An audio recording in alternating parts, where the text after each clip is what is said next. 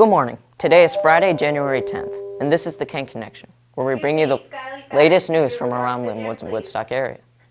My name is Joshua Craig, and thank you for joining us. Farah Duguay now join us with a look at what's happening around the world. Farah? Thank you, Josh. I'm Farah Duguay, and today I will be talking about world news. As you may have heard, this past week, Iranian protesters stormed the U.S. Embassy while chanting, "Death to America." This protest created high tensions between the U.S. and Iran. To respond to these attacks, President Donald Trump ordered a drone strike on Iran's top-ranking general, General Qasem Soleimani, who Trump tweeted to have American blood on his hands. Iranians promised to retaliate during Soleimani's funeral, and did, as this past Wednesday, the Iranian Air Force struck the two United States military bases in Iraq with over 24 short-range missiles. Trump has confirmed that no American soldiers were killed and no bases were hit. He claims this attack will be met with a disproportionate response. On to other news. It's fire season in Australia, and this year has been record-breaking. Let's take a look at the video. Over 8 million acres of land have been torched since the countrywide evacuation, adding to 18 million acres of land since the fires have started. Though the main causes of the fire have not yet been determined, over 30 people have already been charged with arson or causing fires during Australia's annual fire season ban. With world news for the Kanc Connection, I'm Farah Duguay. Back to you, Josh. The finals of the Poetry Out Loud competition is coming up, and at a new location. January 23rd, school-wide cards and finalists will perform their poems at the Woodstock station at 5 p.m. Although we aren't able to broadcast this event live, we will give an update report once the event arises. Are you a Woodstock resident of legal voting age, interested in serving your town? The window to register to run up for various town offices is coming up. Offices like Selectman, Moderator, Budget Committee, and others are available to run for. If you would like to express your candidacy for any of these offices, you may do so at the Lincoln Woodstock Town Office between January 22nd and January 23rd. The office is open from 8 a.m. to 4 p.m. and is located at 165 River Road. For those of you that are at the age of voting age, we want to mark February 11th on the calendars. That is the day for the New Hampshire First in the Nation primary. In the upcoming weeks, we'll bring you more information on candidates vying for all the contestant races. We're going to take a short break. When we come back, we've got some information on how to stay healthy this flu season. Our hearts are made stronger by how we treat others. Put her there. The light you share can impact those around you, but so can the darkness. Later, twerps. Did Pete saying mean things bother you? So when you reach out to another person, take a moment to consider how they will feel and let your heart be the key to making a difference.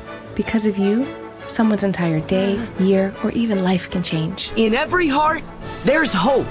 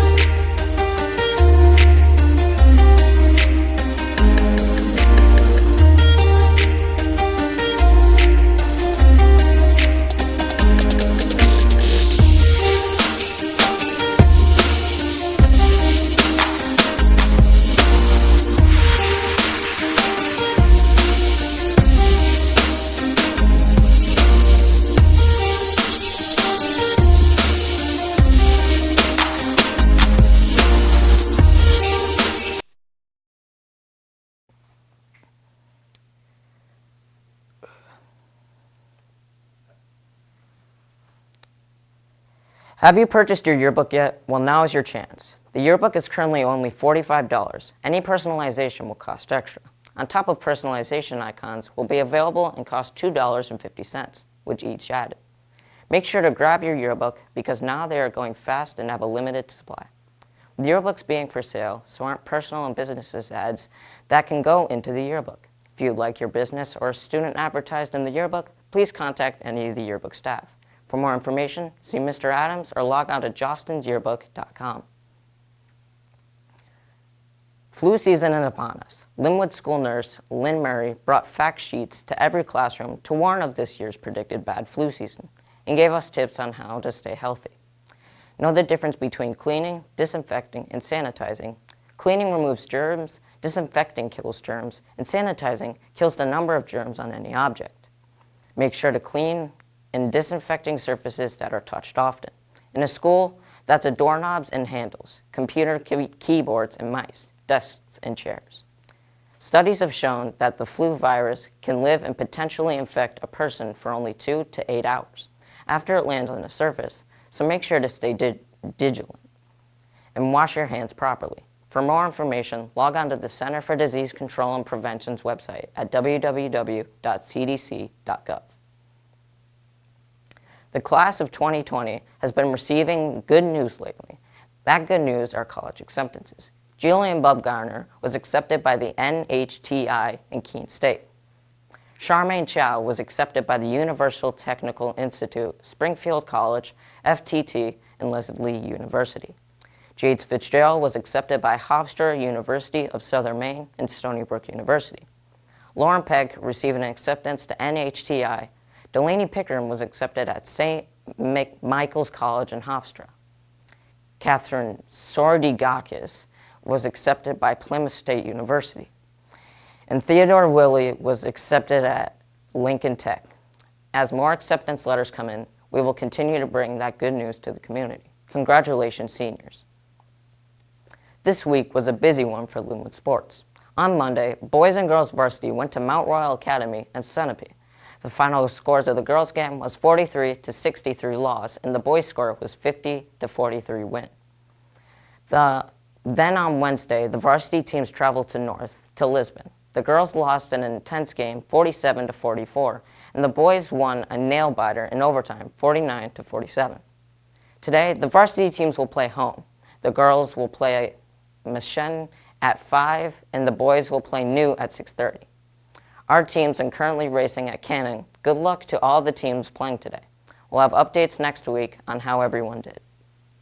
Madhav is back. After a long hiatus which took him to India, Madhav Patel is back with an episode of Madhav's Movie Minute.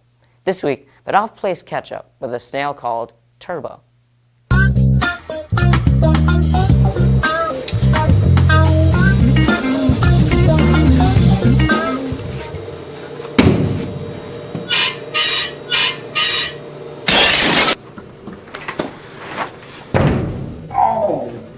Hello everybody, welcome back to another episode of Madhav's Movie Minute, and this episode we'll be reviewing Turbo.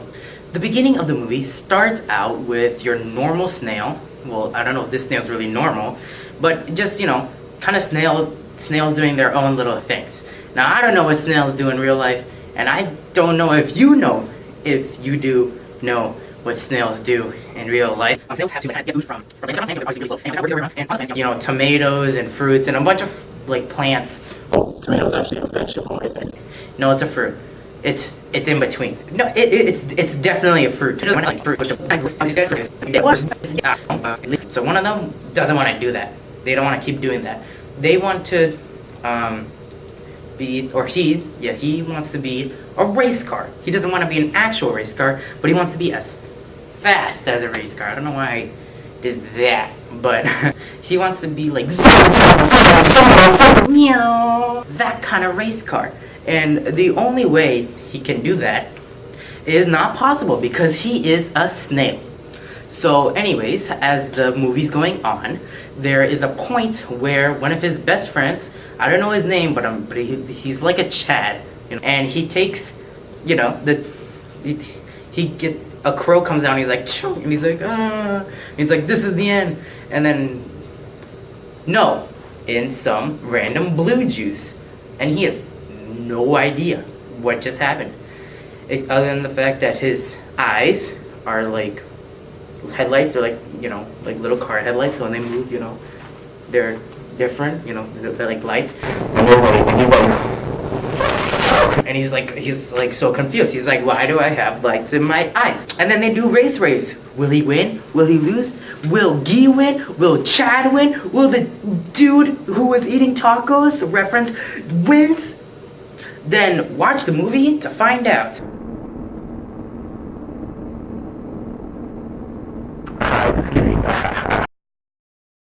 And with that, we will end our show for this week.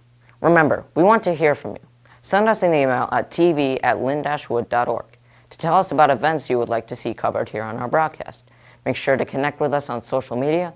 Look for the Kanc Connection on Facebook, and of course, here on YouTube. Make sure to hit that like button. Don't forget to hit that bell to turn on notifications from when we stream next. Have a great weekend, everybody.